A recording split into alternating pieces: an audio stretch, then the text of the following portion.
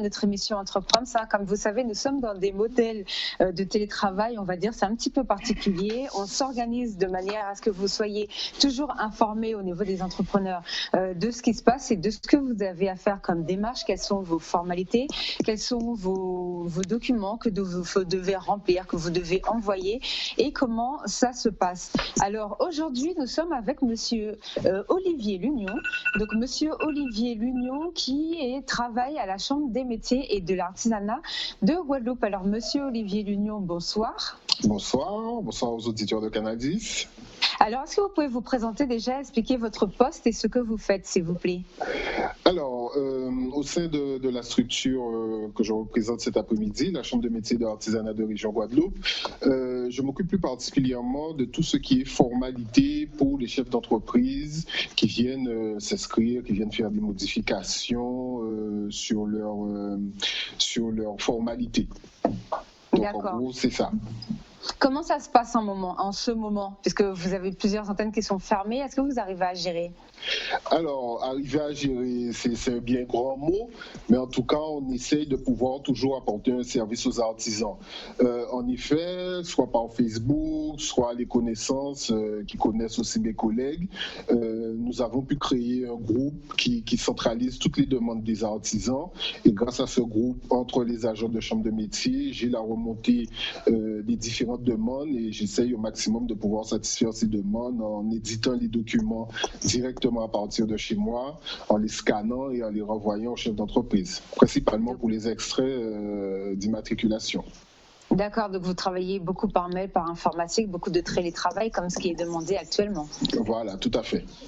D'accord, donc merci déjà pour ces quelques mots. Donc cet après-midi, nous sommes ensemble pour que vous puissiez nous parler de la fameuse carte professionnelle. Alors en quelques mots déjà, est-ce que vous pouvez expliquer ce que c'est que la carte professionnelle pour les gens qui ne connaissent pas? Et ensuite, vous nous expliquerez quelles sont les différentes démarches, s'il vous plaît. Alors, la carte professionnelle est un document très important. C'est un document qui est délivré à tous les chefs d'entreprise qui viennent s'inscrire à ce qu'on appelle le répertoire des métiers. Il faut, pour l'information complète de nos auditeurs, savoir qu'il y a plusieurs répertoires. Il y a le répertoire du commerce et des sociétés, le RCS, qu'on connaît bien, qui était anciennement géré par le greffe, mais maintenant géré par un greffier privé.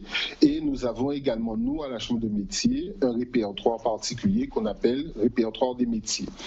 Suite à cette inscription au répertoire des métiers, tout chef d'entreprise inscrit à ce répertoire doit avoir en sa possession la carte professionnelle, ce qu'on appelait à l'époque la carte répertoire des métiers, la carte RM, elle a eu beaucoup de noms, la carte d'artisan également, on l'a appelée par différents noms durant plusieurs années. Mais depuis, je vais dire, 5-6 ans, le format avait changé. On avait droit maintenant à une carte, format carte bancaire, qui était envoyée directement au domicile des chefs d'entreprise inscrits. D'accord. Depuis l'année 2018, donc depuis 2019, cette façon de délivrer la carte n'existe plus. Et en 2020, on a décidé de dématérialiser complètement le processus pour cette carte professionnelle. D'accord. Alors, comment ça se passe maintenant? Ceux qui sont inscrits jusqu'au 31 décembre 2019 peuvent, en se connectant sur un site, le site tout est géré, j'ai oublié de le dire, par la CMA France, qui est l'organisme qui est au-dessus de nous, au niveau national, par un site, et en passant par un site que je peux vous donner, https://cmacarte.pro. Sur ce site, les artisans, les chefs d'entreprise artisanales ont la possibilité de s'identifier, de créer leur compte et ainsi de mettre à jour également toutes leurs informations. Lorsque ce processus est fait, ils pourront ainsi recevoir la carte dématérialisée au format PDF. Et cette carte, ils pourront soit l'imprimer, soit aussi, on est dans l'ère de la dématérialisation, l'avoir directement sur leur smartphone et pouvoir la présenter dans toutes circonstances. D'accord. Alors, malgré la crise, c'est important que les gens fassent en ce moment leur demande de carte? Oui, c'est très important, hein. Déjà, une première raison, cette période de crise, de confinement, pour pouvoir être identifié par les forces de l'ordre, par exemple, il faut avoir cette carte. Et c'est beaucoup plus simple d'avoir cette carte. Moi, j'ai déjà eu des demandes, par exemple, d'extraits d'artisans qui devaient circuler et qui n'avaient malheureusement aucun titre pour pouvoir être identifié auprès des forces de l'ordre. Ça sert de justificatif professionnel. Voilà, ça sert de justificatif professionnel et ça peut également servir de justificatif pour les magasins qui doivent être ouverts, qui doivent rester ouverts pendant cette période de crise. Oui, on sait que par exemple pour la préfecture, puisque nous avons eu un couvre-feu général, donc il faut savoir que tout sera fermé à partir de samedi, et on sait que les agriculteurs, par exemple, ont eu les autorisations pour pouvoir circuler, puisque eux, ils doivent nourrir le bétail, ils doivent s'occuper des animaux, ils doivent s'occuper des champs, des plantes et des fruits et légumes. Donc eux, effectivement, doivent circuler et on leur demande d'avoir cette fameuse carte avec leur attestation avec la dérogation de leur attestation pour pouvoir circuler, effectivement. Voilà, nous avons le même cas, par exemple, pour les boulangers. Parce que les boulangers, pour pouvoir produire le pain mardi matin, vous savez, les boulangers, ils ne se lèvent pas à 7 h du matin pour aller préparer la production. Ils se lèvent dès 3 h, dès 2 h, même pour certains, pour pouvoir aller préparer la production. Donc, dans ce sens, nous sommes en relation d'ailleurs avec la préfecture. On leur a fourni un modèle de cette carte, modèle de cette carte, pour que si jamais ils arrêtent un artisan, pour que cet artisan puisse pouvoir présenter cette carte et ainsi, avec l'attestation bien entendu, et ainsi pouvoir justifier de leur obligation de déplacement. D'accord, alors pour simplifier au cas où vous n'auriez pas bien compris, donc l'adresse à laquelle il faut s'inscrire, c'est tout simplement, alors c'est 3W, HTTP, ça remplace le 3W. Non, HTTPS, 2 points, c'est ma carte. C'est ma carte. .pro. Voilà, il faut juste que vous reteniez le cmacarte.pro et là ça va vous rediriger vers le site correspondant. Alors s'ils font la demande de cette carte maintenant, ce sera assez rapide, ils vont l'avoir, elle sera fonctionnelle assez rapidement pour qu'ils puissent travailler ce week-end par exemple? Oui, c'est instantané. Alors c'est vrai qu'il y a plusieurs étapes quand même, il faut bien faire les étapes. Vous allez devoir d'abord dans un premier temps, les chefs d'entreprise devront d'abord dans un premier temps s'identifier et activer leur compte sur ce fameux site. Alors, comment ça se passe? Tout simplement en entrant leur SIREN, c'est-à-dire les 9 premiers chiffres de leur SIRET, ainsi que leur date de naissance. D'accord. Avec ces 2 identifiants, ils vont pouvoir créer leur compte en mettant une adresse mail valide, d'accord, avec un mot de passe. Et ils vont recevoir sur leur boîte mail une demande de confirmation, comme quoi c'est bien leur mail. En validant cette demande d'identification, ils vont atterrir à ce moment sur leur compte. Et sur leur compte, il y aura simplement un onglet « Télécharger ma carte ». D'accord. Et à partir de ce moment, ils pourront la télécharger, l'avoir sur leur smartphone. D'accord. Alors justement, par rapport à cette fameuse carte et par rapport aux dérogations, comme je disais tout à l'heure, on sait que les agriculteurs ont eu des dérogations de la préfecture, puisque eux, ils ne peuvent pas laisser que ce soit le bétail ou bien les champs sans personne pour aller travailler quand même dedans. Je pense que peut-être avant de mettre les autorisations, les interdictions de circuler, il aurait peut-être fallu préciser en amont. Est-ce que vous savez si au niveau des artisans, il y a des dérogations de certains corps de métier qui doivent absolument aller travailler ce week-end? Alors, il y a un corps de métier, comme je vous le disais précédemment, il y a un corps de métier qui nous a fait la demande, c'est celui de tout ce qui est boulangerie, pâtisserie. Et c'est en train d'être fait là actuellement. J'étais en ligne juste avant l'émission encore avec la préfecture pour bien préciser les documents à fournir aux forces de l'ordre pour qu'ils puissent aller travailler le mardi matin très tôt. Le mardi matin très tôt, mais ça veut dire que les boulangeries sont quand même fermées ce week-end?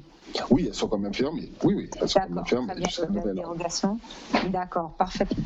Alors, est-ce que vous pouvez aussi, s'il vous plaît, répondre à quelques-unes de nos questions, parce qu'il y a pas mal de gens qui ont des petites interrogations et qui se demandent pourquoi les dossiers ne sont pas acceptés. Pourquoi est-ce qu'il y a des gens, lorsqu'ils font des demandes, que ce soit par rapport à leurs salariés, certaines personnes au début ont fait les demandes et puis ensuite on leur a demandé de retourner travailler, et plus difficile pour eux au niveau des 1 500 € là, qui ont été demandés.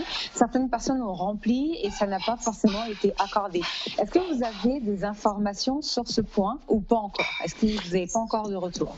Alors oui, on a déjà un premier retour sur le premier point, au moins, celui des 1 500 €.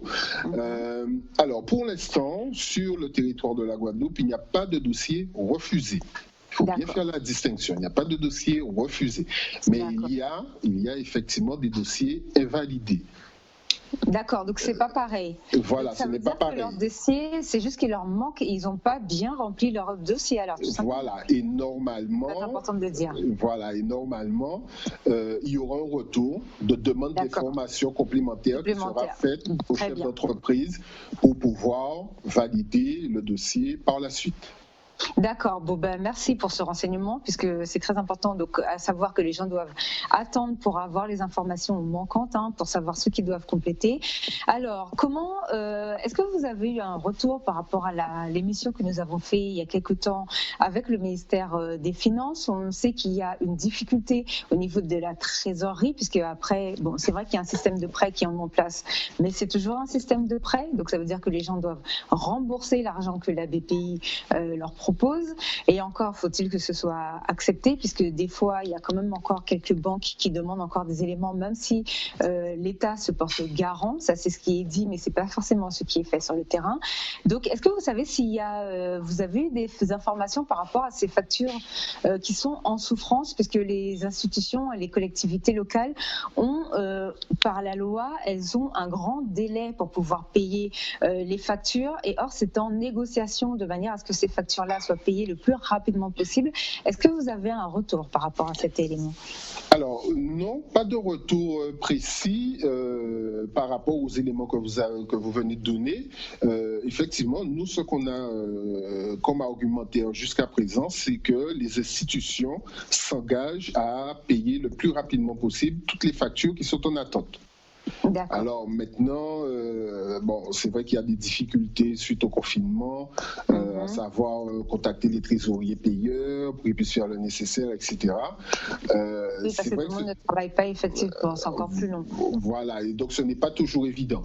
Mais la ligne préconisée par les institutions au jour d'aujourd'hui, c'est toujours la même: essayer de payer le plus rapidement possible les factures en attente pour pouvoir soulager les chefs d'entreprise.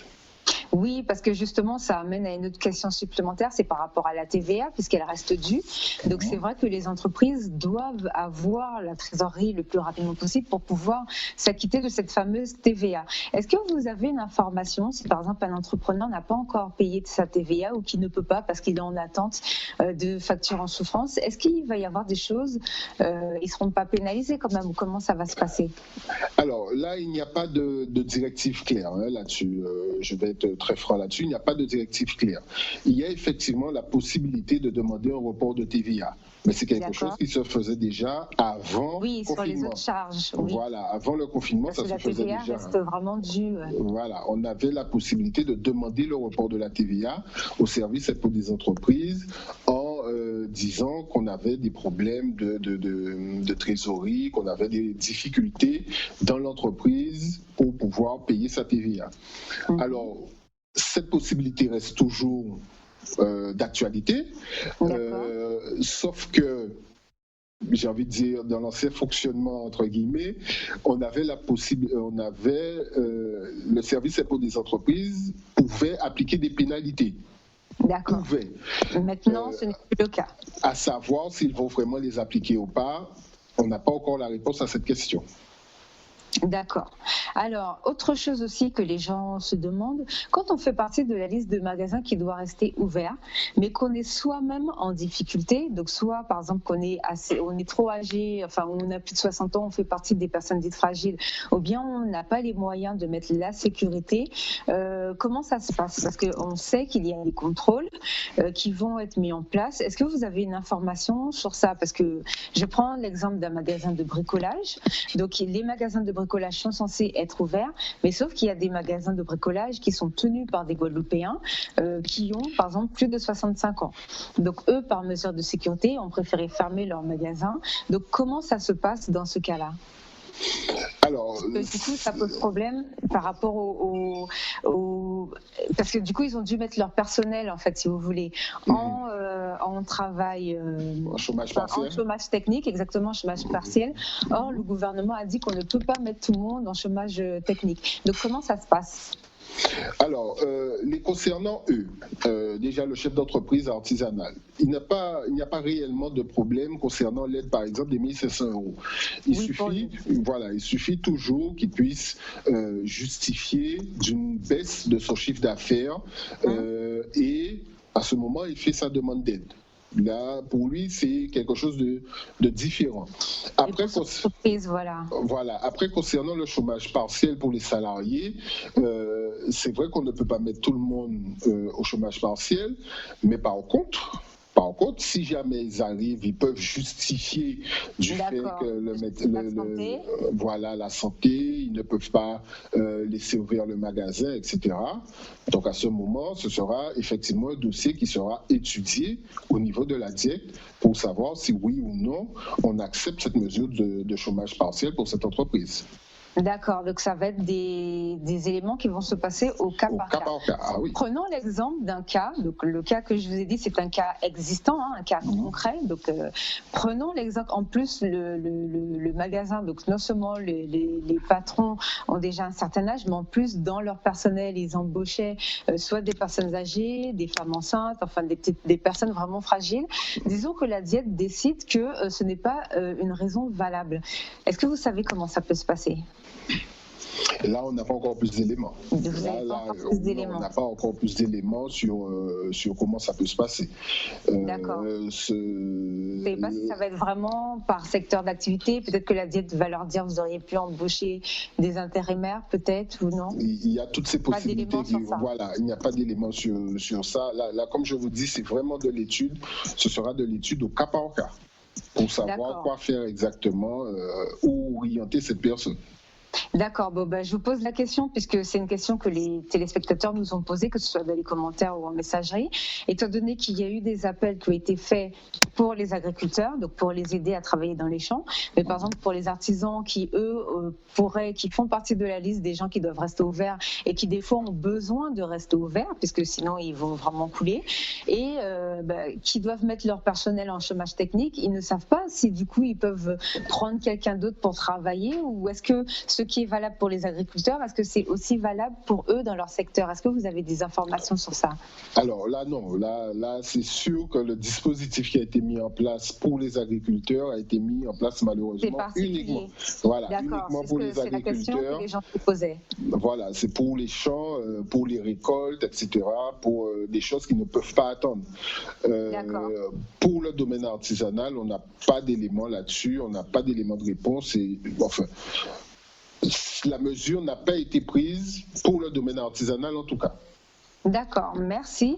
Et dernière question, pourquoi est-ce qu'il y a des entreprises qui n'ont pas encore été remboursées de l'argent qu'elles ont avancé pour payer les salariés, puisque l'État avait déclaré que les sociétés seraient remboursées tout de suite, je crois, dans les 5 jours ou quelque chose comme ça. On sait qu'en Allemagne, tout le monde a déjà touché au moins 9 000 €. Donc, qu'est-ce qui se passe? Est-ce que vous avez une information?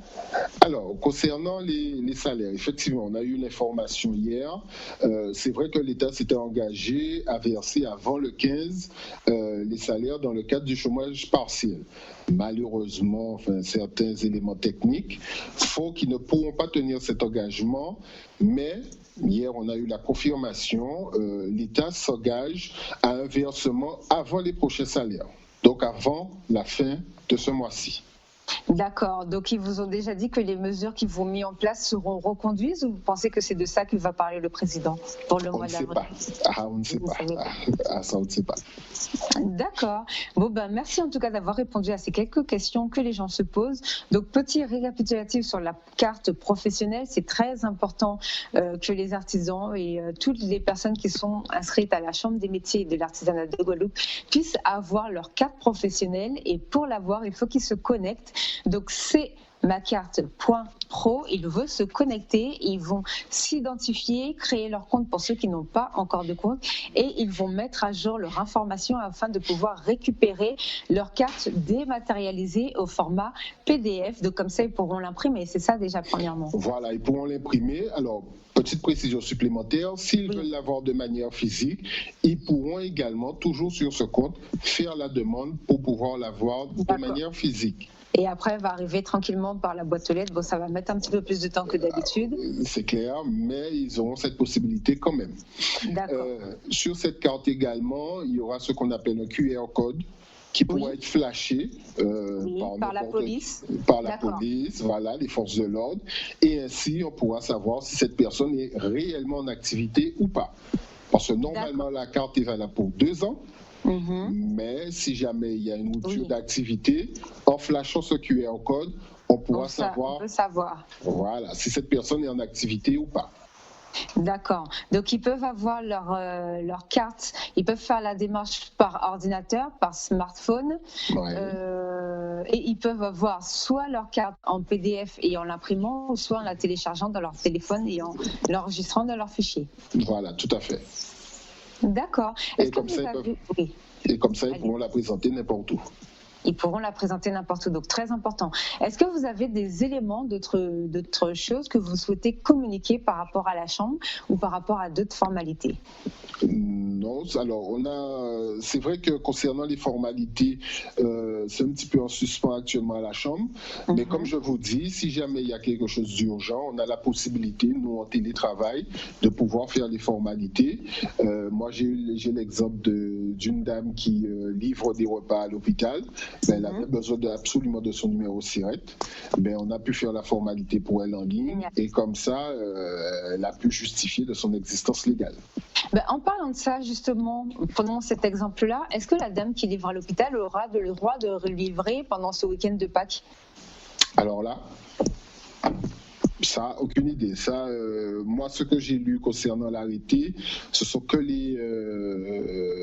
alors, si je me rappelle bien, les commerces indispensables, donc les pharmacies qui peuvent être ouvertes durant le week-end. Oui, parce que même les courses sont interdites. Même les courses sont interdites. Même les magasins. Mais pour les magasins, c'est pas plus mal, parce que je pense qu'en plus, les caissières, elles ont aussi envie de dormir. Donc, je pense que ça peut leur faire du bien de rester 4 jours chez elles. Parce que sinon, c'est pas sûr que les patrons les auraient mis en congé payé. Je ne sais pas. Mais je pense que pour ce point-là, c'est pas plus mal. Sachant en plus qu'on a des artisans et des agriculteurs qui vendent des fruits et légumes, donc que tout le monde puisse se faire livrer là rapidement. Il y a même pas mal. Avant samedi 14h. Exactement, avant samedi 14h. Donc même le crabe peut être livré en ce moment en Guadeloupe. Donc c'est vraiment, faut en profiter. D'ailleurs, moi-même, je vais me faire livrer pas mal. Bon, je vais faire aussi quelques courses, parce qu'il y a comme le lait ou comme il y a certaines choses dont on a besoin. Mais sinon, tout ce qui est fruits et légumes, le poisson, le crabe et la viande, on peut se faire livrer en plus à la maison. Donc c'est mieux en plus au niveau de la sécurité. Mais je parlais vraiment, parce que c'est vrai qu'il n'y a que les pharmacies qui ont le droit d'être ouvertes, mais pour les artisans, par exemple, qui livrent, disons si une infirmière, je ne sais pas, est-ce qu'elles auront le droit d'acheter une pizza ou pas ou non? Vraiment rien en termes d'alimentation. Officiellement, tout est fermé. Officiellement, tout est fermé. D'accord, Bobin, très bien. Merci de cette information. Alors, petit numéro à ne pas oublier si vous voulez contacter la Chambre des métiers et de l'artisanat de Guadeloupe et si vous avez des difficultés, contactez-les, ils répondent vraiment à toutes vos questions. 06 90 26 41 20, donc 26 41 20. Ensuite, encore notre portable 06 90 35 44 32, donc 35 44 32. Ou sinon, encore plus simple, vous allez sur le Facebook artisanat.guadeloupe ou sinon, vous pouvez toujours vous rendre sur leur site internet CMAR guadeloupe.org, et comme ça vous aurez toutes les informations et vous pourrez vraiment savoir ce que vous avez le droit de faire et ce que vous n'avez pas le droit de faire. En tout cas, monsieur Olivier Lugnon, merci Merci à vous. Donc j'espère que ça va bien se passer. Continuez de travailler comme vous le faites. Un télétravail, c'est très important en plus pour nos artisans pour voir comment on passe ce fameux cap. Donc là, pour nous, l'émission est terminée. Nous avons rendez-vous lundi, donc directement en plateau, comme à notre habitude, normalement, parce que justement là, moi-même, je vais me renseigner pour savoir si nos dérogations à nous sont bien accordées. Mais normalement, on a rendez-vous avec vous lundi à la Chambre des métiers de l'artisanat sur Canal 10. Donc je ne vais pas trop m'avancer, mais vous saurez ça très rapidement. Donc si on ne se voit pas, rendez-vous la semaine d'après, toujours avec la Chambre des métiers, parce qu'on ferait vraiment un suivi au plus près possible de la situation. Sinon, rendez-vous lundi avec monsieur Ramsamy pour pouvoir faire un point de situation. Merci à vous, monsieur Lugnon. Merci pour cette interview. Au revoir. Au revoir.